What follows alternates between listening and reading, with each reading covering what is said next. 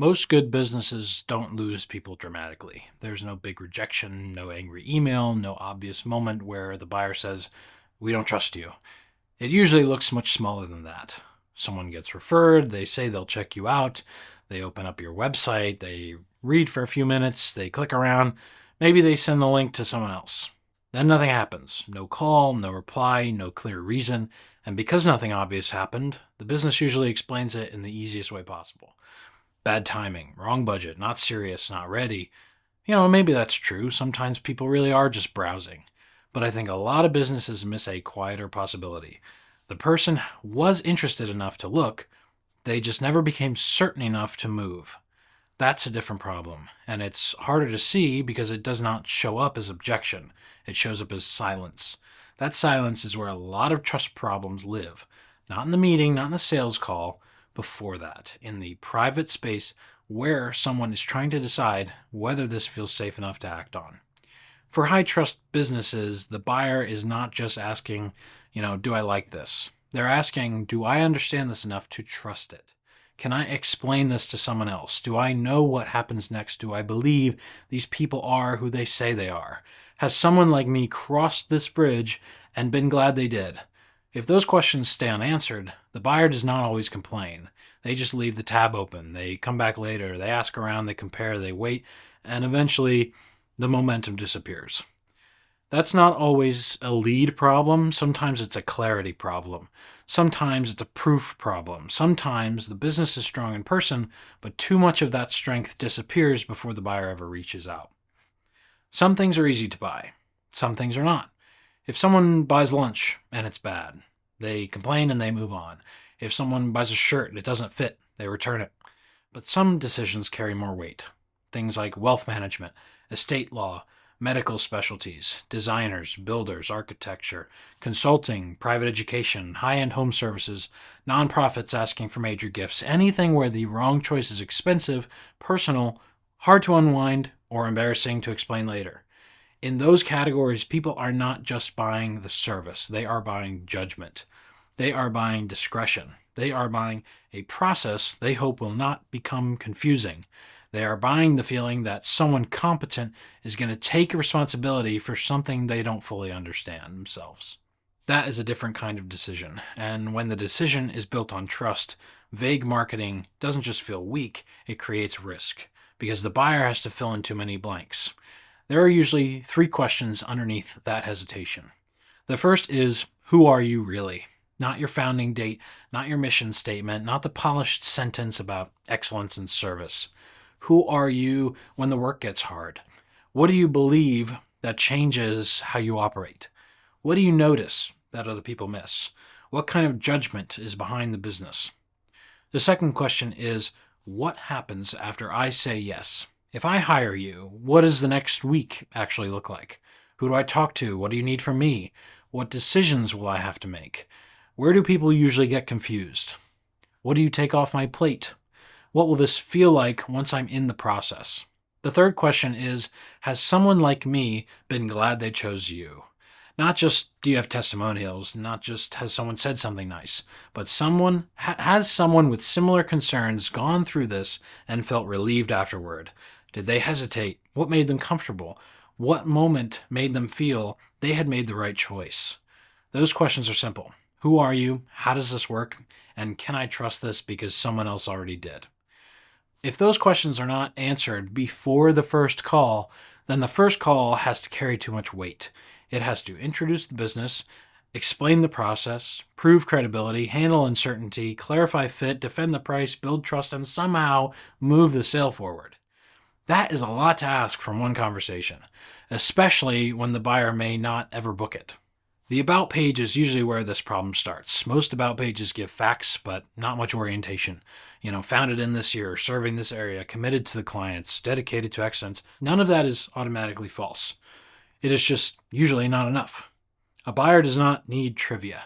They need to understand what kind of people they are dealing with, what shaped the standards, what the business refuses to do, why the founder sees the work in a certain way, what a client can trust them to care about when nobody's watching. A founding story only matters if it explains the standards people feel today.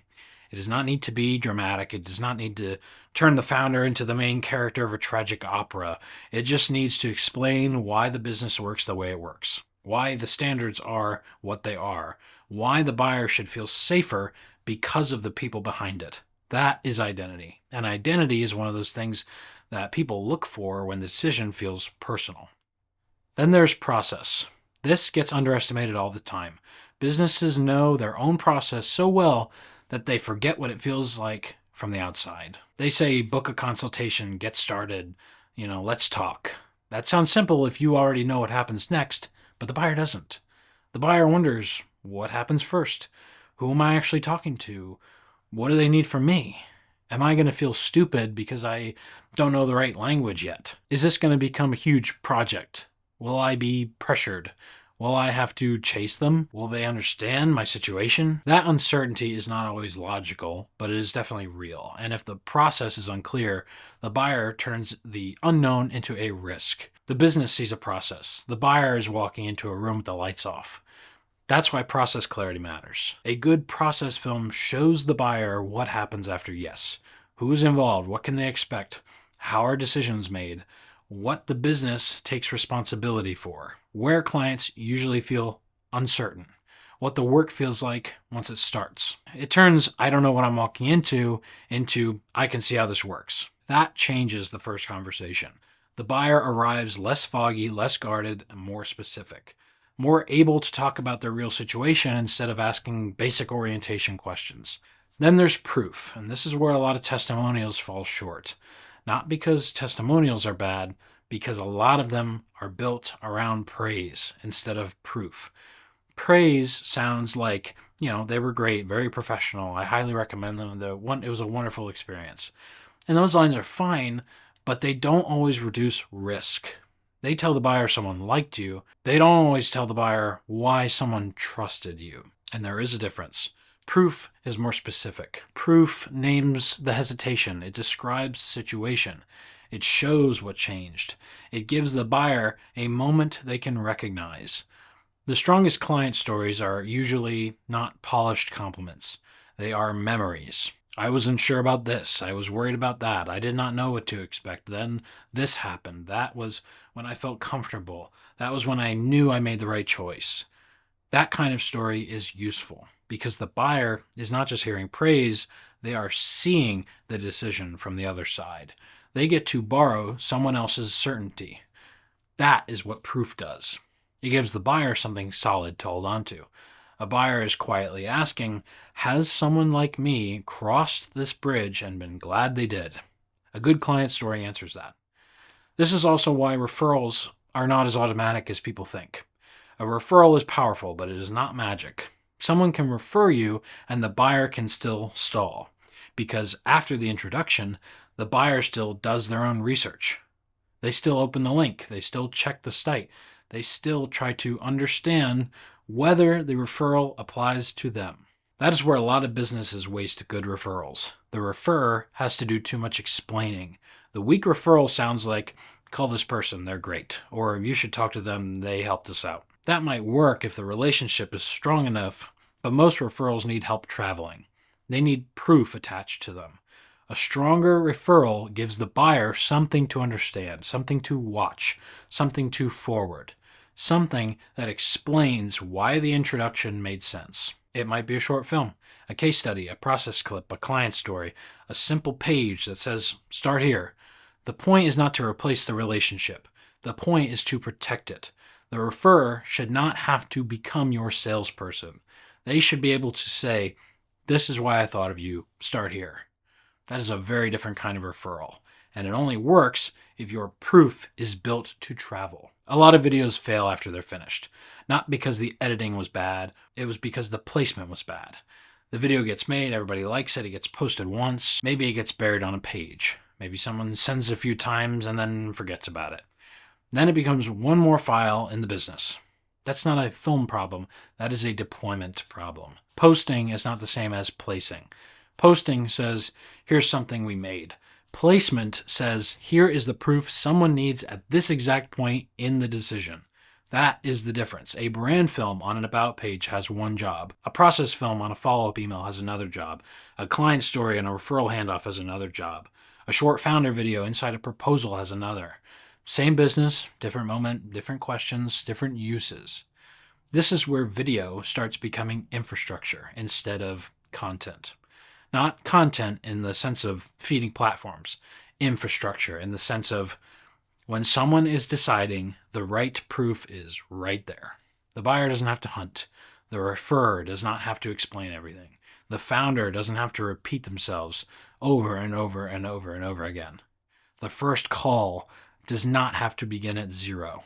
That is the point. A video in the wrong place is just something you made.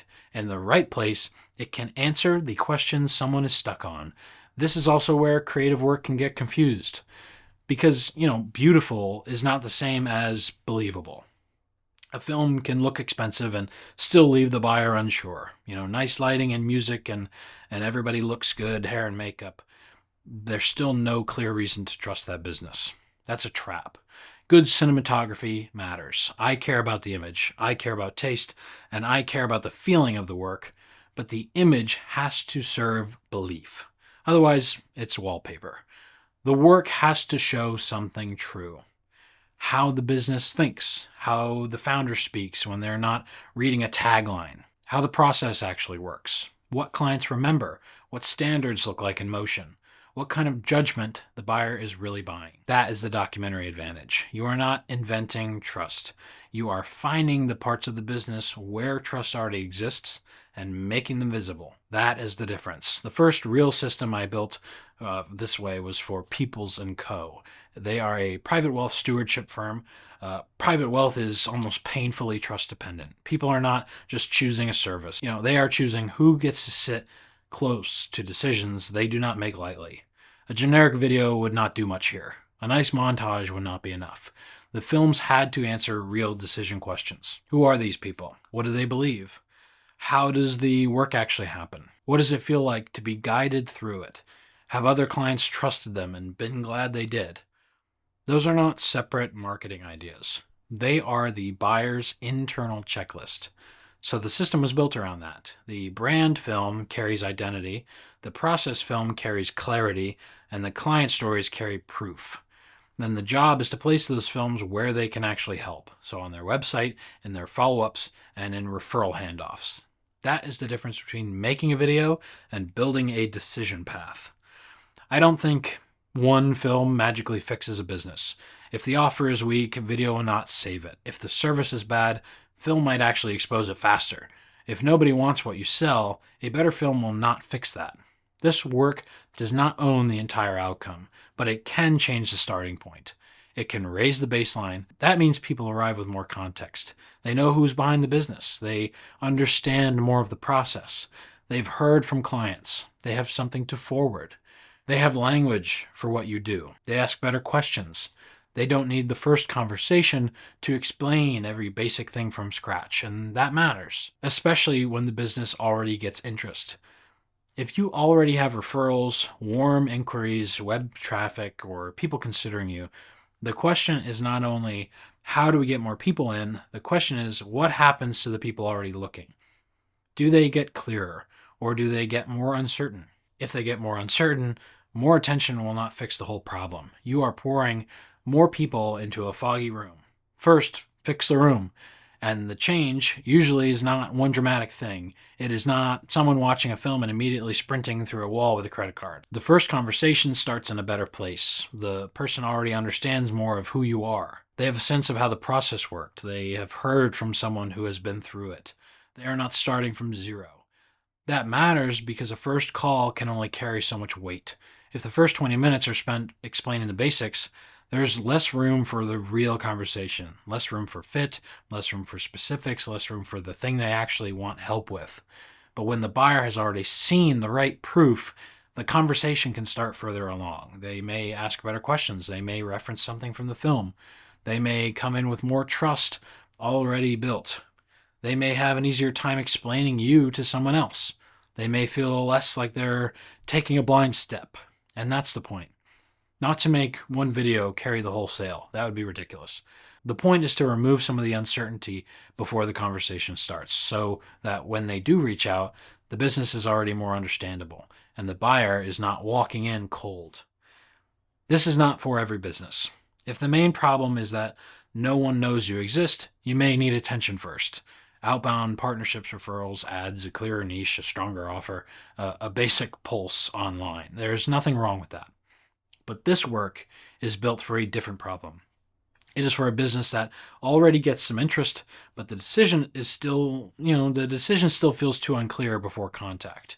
A business where referrals matter, where trust matters, where the buyer is careful, where the service is hard to explain in a few lines, where the founder or team is part of the reason people choose, where the process matters, where the wrong buyer creates pain, where the right buyer needs to feel oriented before they reach out. This is not a lead generation tool.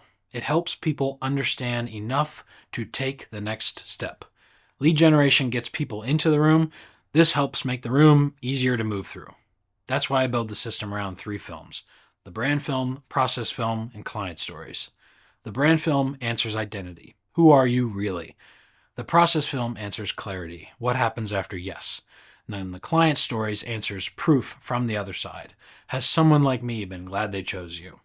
Those films are not just delivered, they are placed on the site in your follow-ups and referral handoffs wherever the buyer is already trying to make the sense of the decision. That is the work. Not just producing the films, but designing what job each film has, where it should live, what question it should answer, how it should be used, and what kind of conversation it should make easier. Because the goal is not for someone to say, hey, nice video. The goal is for someone to say, I understand this now. That is much more valuable. Most businesses don't lose people only in public. They lose them in the quiet part, after the referral, after the click, the first impression, but before the conversation, when the buyer is trying to decide if it feels safe enough to act on. That is where trust has to show up, not as a slogan or vibes, as proof, clarity, process, and other people's experience, as something useful sitting in the right place at the right movement. That is the private decision. And for high-trust businesses, it may be the most important part of the sale. I'm Kevin Torkelson. I run KBT Films. I make documentary-style films for businesses where trust has to be understood before the first serious conversation. If this sounds like the problem you're dealing with, start with the case study below. That is the cleanest way to see the system in practice. And if it makes sense for your business, book a fit call below.